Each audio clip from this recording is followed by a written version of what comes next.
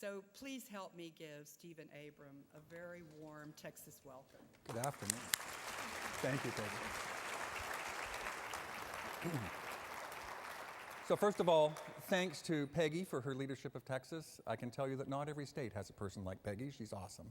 And thanks to the Bill and Melinda Gates Foundation, who really care in this century of what Carnegie did in the last century for libraries, for education, for health. And then you got to ask, what is your role in this? And of course, you know, it's a little bit difficult right now, right? You've just been through this a period. The last 15 years, it was really easy, enormously slow change. Hardly anything happened. A bunch of whiny boomers had to learn how to double-click. Big freaking deal. Now we're entering a period of real change.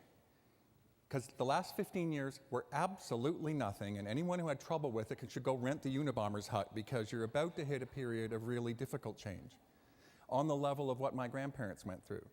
So you go back to the 20s and 30s when you got interstate highways, indoor plumbing, telephone, telegraph, airplanes, television, go on and on, refrigeration, on and on.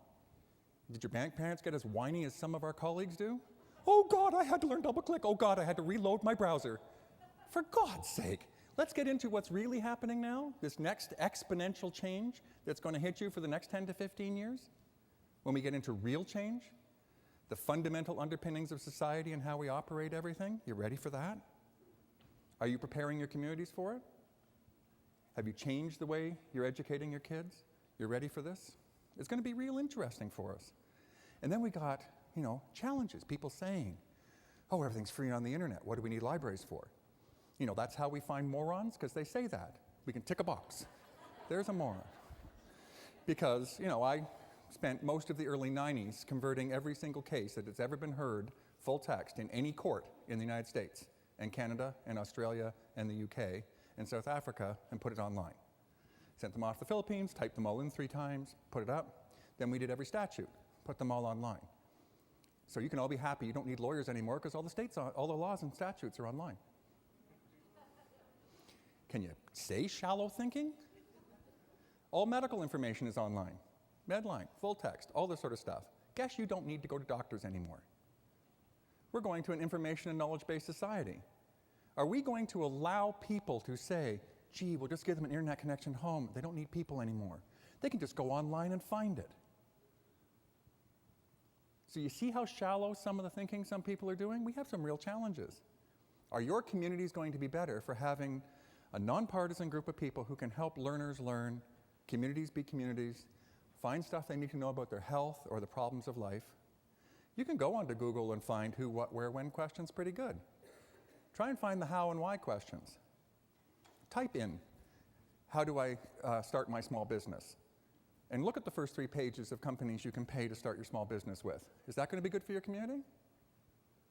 Do you see the same thing at the library? No. You can find books on how to do it. You can find articles on how to do it. You can find help on how to get there. You can find courses on it. It's a challenge for us. The extended slides of what I'm putting up will be online. There's some slides I've hidden.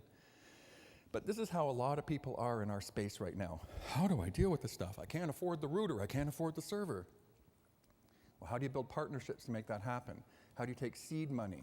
How do you use IMLS and Bill and Melinda Gates and the strategies of people saying, how do I get my community to have equitable access so that they're just as successful as any other community? What are libraries really for? Well, you know that for every dollar you invest, this is hundreds of pieces of research now, for every dollar you put into a library, you get $6.50 of economic return in your community. It's one of the top things that you can invest in a community. Communities that use their main branch of the library to rebuild downtowns or economic centers. It's actually around $28, but we had to scale it back for the first time we did the studies in Florida because we had to get Jeb Bush to absolutely not argue with it when he wanted to close down all the public libraries in Florida. Because everything's free online. What do we need public libraries for? The quality of life, industrial attraction. In Buffalo, we've been able to turn Buffalo from a Rust Belt city into a biotech center because the biotech people want to find quality of life there. They want to say, when I go there, do I have good schools? Do I have good libraries? Do I have a quality of life? And that helped. Equity, dealing with the digital divide, integrating population growth, spreading ourselves over the populations. Who makes sure that everybody can cope with where the information is?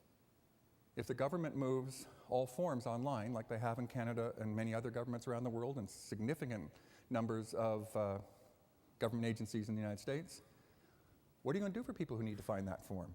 Who's going to get it for them? You know that if you have a school library properly staffed, that you have a 25-point increase in standardized testing scores. After Proposition 13 in California, California shut down every school library in every school in its state. So they've had a 30-point drop in standardized testing scores in California. Having a school library is the number one thing you can do to improve student performance. And now we have the proof, because California is measurably stupider by 3 different PhD dissertations because they ruined their school libraries.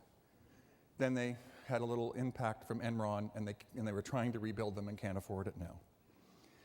So we know, and there's over 150 studies of this. I published the report. I hired 4 library school deans to collect all the studies and show all the proofs that have happened in state after state after state, province, countries, on what schools and how you can impact school and learning.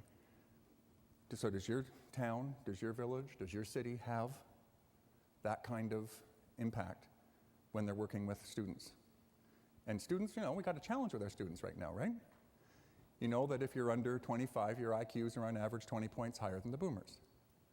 We have a statistically measurable, smarter population of kids. There's a lot of reasons for that, right? We took the lead out of the paint and the gas.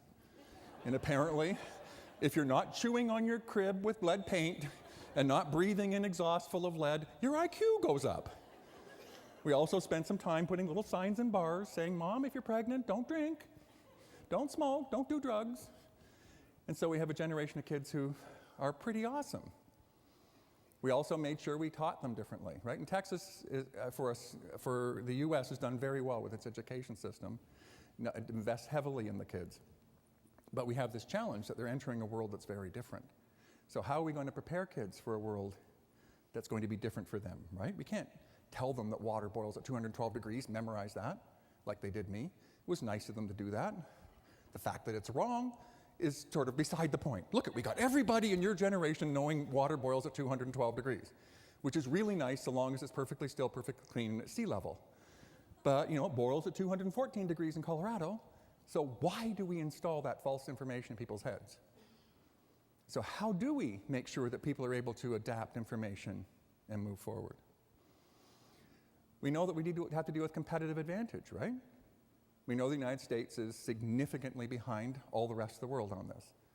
Luckily, Mr. Bush, in his first year in office, did some tax changes that forced the cable companies and the telephone companies to rewire America to catch up with the world.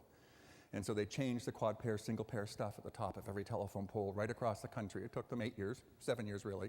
They finished in June 2008.